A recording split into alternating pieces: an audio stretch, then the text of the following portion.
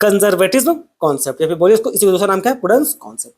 अब ये conservatism concept या प्रूडेंस कॉन्सेप्ट क्या बोलता है, ये बोलता सिंपल है, बस इतना है कि जो लॉस होगा ना, जो फ्यूचर लॉस होगा उसको हम लोग एंटिसिपेट करेंगे, यानी कि अनुमान लगा के बुक्स में लिख देंगे, और जो प्रॉफिट होगा उसको हम लोग एंटिसिपेट नहीं करेंगे, यानी कि बुक्स में नहीं लिखाएंगे। बस ये इतना ही बोलता है। ठीक है, अब इसी से उसका बहुत सारा मीनिंग निकलता है। क्या मतलब हुआ कि कंजर्वेटिव में बोलने का मतलब है कि हम लोग जो फ्यूचर में जो लॉस होने वाला है उसको हम लोग रिकॉर्डिंग कर सकते हैं। जैसे कि देखिए यहाँ पर जैसे मान लीजिए, एग्जाम्पल, अगर दूसरे एग्जाम्पल भी दे, मान लीजिए आपका कोई डेटर है, ठीक है, उसको आपको पेमेंट, वो डेटर आपको पेमेंट करता है कितना का, 1 लाख का, वो 1 लाख का पेमेंट करता है। बट बहुत बार क्या होता है ना कि बहुत बार ऐसा होगा कि डेटर पूरा पैसा देता नहीं है, वो 5% 10% लॉस कर ही देता है। तो हम लोग ये पहले से अनुमान लगा लेते हैं कि भाई कि फ्यूचर में ये डेटर पूरा पैसा नहीं देगा, तो लोग मान लीजिए 1 लाख में मान लेते हैं हम लोगों को 5,000 नहीं देगा, यानी कि हम लोगों को केवल 95,000 ही देगा। तो ये जो 5,000 का जो अनुमान लगा लिए ना, इस अनुमान लगाने का पार्ट, यानी कि क्या क्या अनुमान लगाना मीन्स एंटिसिपेट कर लिए कि इतना का लॉस हम लोग को हो सकता है। ये किसी तो ये कॉन्सेप्ट क्या कहलाता है आपका, कंजर्वेटिज्म या फिर बोले प्रूडेंस कॉन्सेप्ट। ठीक, और भी उदाहरण है, जैसे देखिए, अब इसी का एग्जांपल को लेके चलते हैं। इसी को देखिए, अगर बिजनेस में परचेज के गुड्स को जिसका वैल्यू कितना था 50,000 वैल्यू है। अब ये बोलता है if the market value falls, अगर मार्केट वैल्यू फॉल्स कर गया 40,000 में, ठीक है, the stock will be shown at 40,000। जैसे बोलता है, मान लीजिए आपको कॉस्ट पड़ा था, इसे देखिए आपका कॉस्ट पड़ा है 50,000, पर अब उसका मार्केट प्राइस, यानी कि उसको मार्केट में बेचने के लिए कितना पड़ेगा, आपको मार्केट में पड़ेगा 40,000। तो ये बोलता भाई फिर अब आप अब क्योंकि मार्केट में 40,000 है, तो अब बुक्स ऑफ अकाउंट्स में आप दिखाइएगा कितना, 40,000 को रिकॉर्ड कीजिएगा। अब अपना आप कॉस्ट को 50,000 नहीं दिखाइएगा, कितना दिखाइएगा, 40,000 दिखाइएगा। ठीक है, जबकि हिस्टोरिकल कॉस्ट कॉन्सेप्ट ऐसा नहीं बोलता था। याद कीजिए, हिस्टोरिकल कॉस्ट कॉन्सेप्ट या बोलिए सिंपली कॉस्ट कॉन्सेप्ट बोलता भाई कि जो ओरिजिनल कॉस्ट है उसी पे ही दिखाएंगे, मार्केट में क्या लेना देना उससे नहीं मतलब है। लेकिन आपका जो कंजर्वेटिज्म कॉन्सेप्ट जो आपको पढ़ा रहा है वो बोलता है कि नहीं, मार्केट पे जो है उसको दिखाइए। यानी कि ये जो फैंसी लाइन लिखा रहता है कि कॉस्ट प्राइस और मार्केट प्राइस इन दोनों में जो कम है हम लोग उसको कंसिडर करते हैं। ऐसा कॉन्सेप्ट बोलने वाला कौन है, हम लोग का कंजर्वेटिज्म या फिर बोले प्रूडेंस कॉन्सेप्ट। यानी कि इस केस में हम लोग 40,000 को कंसिडर करेंगे अपना कॉस्ट के लिए। 10,000 को हम लोग अनुमान लगा लिए भाई कि ये हम लोग का एक प्रकार से लॉस हो जाएगा, जिसको हम लोग एंटिसिपेट कर लिए कि इतना लॉस हम लोग का हो गया है। ठीक है, मार्केट में हम लोग अनुमान लगा के लिख दिए। ठीक, इसका उल्टा भी हो सकता है बच्चों, इसका उल्टा भी हो सकता है। देखिए, इसका उल्टा भी हो सकता है होने को, जैसे यहाँ देखिए, if the market value rises 70,000, मान लीजिए आप कॉस्ट पड़ा आपको कितना, आपको कॉस्ट पड़ा था 50,000, ठीक, किसी कारण से उसका मार्केट प्राइस चला गया कितना 70,000।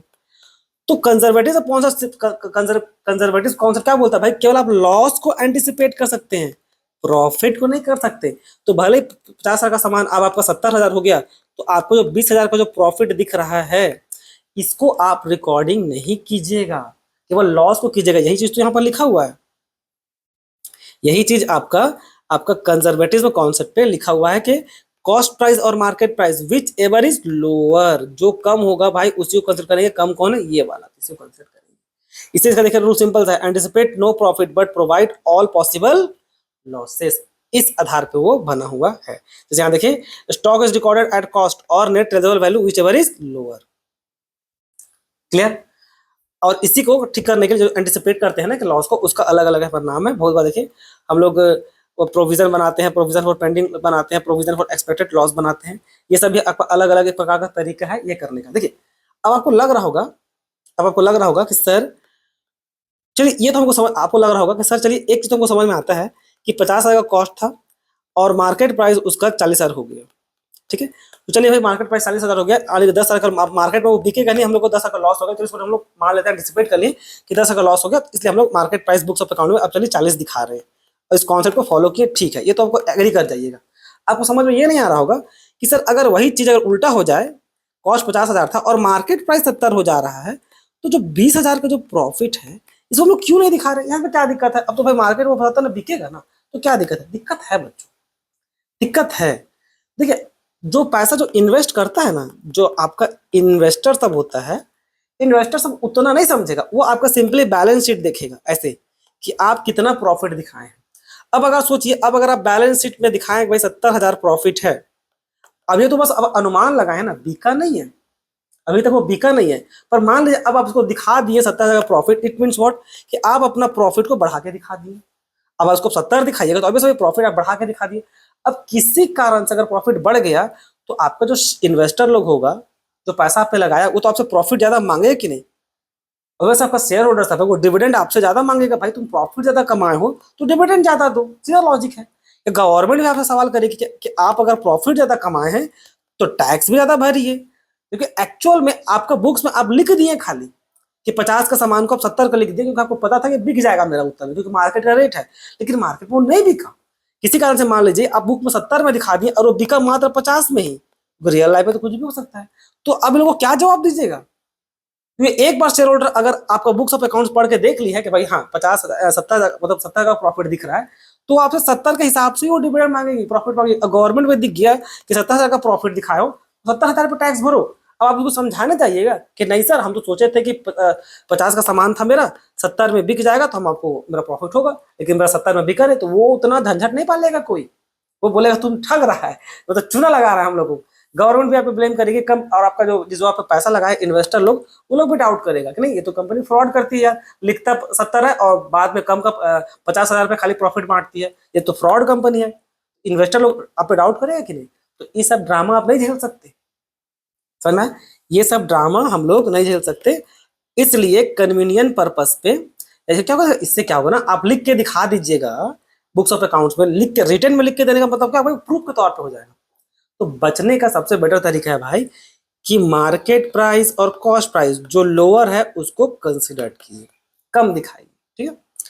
अब इसमें एक और चीज को ध्यान में रखिएगा, अब कम दिखाने का मतलब ये नहीं है कि आप जानबूझ करके हर जो कम दिखाइए और सीक्रेट रिजर्व को मेंटेन करने की कोशिश कीजिए। मान लीजिए अपन नियत भी ठीक है, तो मान लीजिए अब जैसे वो उदाहरण दिए थे भाई कि एक जो कस्टमर था वो हम लोग को डेटर था 1 लाख रुपए देना था, ठीक है।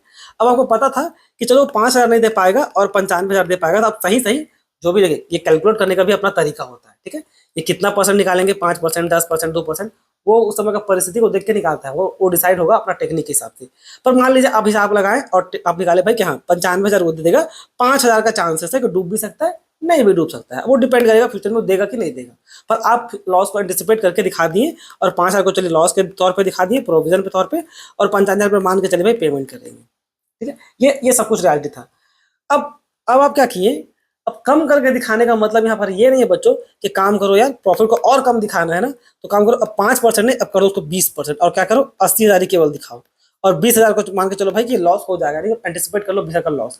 ये नौटंकी ड्रामा नहीं करना है, जितना सही में हो सकता है, जितना रियलिटी में फिजिबल है उतना ही करना है। आप ज्यादा चार्ज करके आप किसी प्रकार का कोई भी सीक्रेट रिजर्व मेंटेन नहीं कीजिएगा, ये फ्रॉड हो जाता है, ठीक है। ये आपका ट्रांसपेरेंसी पे उंगली उठा आज का डेट में सीक्रेट रिजर्व होता क्या है, जो कंपनी लोग बनाती है सीक्रेट रिजर्व को इसलिए ताकि बुरा समय में वो सीक्रेट रिजर्व काम आए, ठीक है।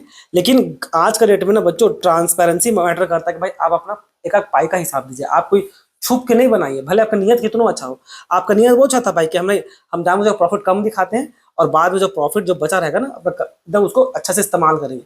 आपका इंटेंशन भले अच्छा हो, लेकिन गवर्नमेंट आपका इंटेंशन को नहीं देखेगी, वो बोलेगे तुम ऐसा क्यों किया, आप ट्रांसपेरेंसी नहीं दिखाएं मीन्स फ्रॉड किए, आप पे इलीगल एक्टिविटी का आप पे चार्ज लग जाएगा। तो ये सब हम लोग को नहीं करना रहता है, ठीक है।